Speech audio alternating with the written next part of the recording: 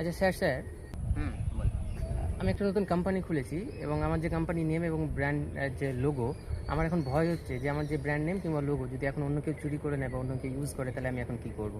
Sir আমাকে একটু বলে দিন যে কী করলে হয়। হ্যাঁ, এর জন্য তুমি ট্রেডমার্ক রেজিস্ট্রেশন করিয়ে রাখতে পারো, কারণ ট্রেডমার্ক রেজিস্ট্রেশন যদি করানো থাকে তাহলে তুমি অনেক কটা বেনিফিট পাবে।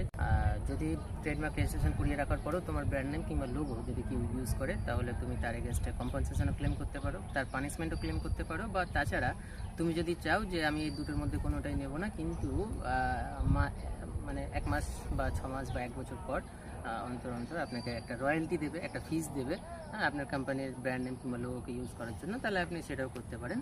তো যাই হোক, আপনার কোম্পানিকে সবসময় সুরক্ষিত রাখার জন্য এতে ভয় পাওয়ার কোনো কারণ নেই। আপনার ব্র্যান্ড নেম সবসময় সুরক্ষিত থাকবে, 100% সুরক্ষিত থাকবে যদি আপনি ট্রেডমার্ক রেজিস্ট্রেশনটা করিয়ে রাখেন।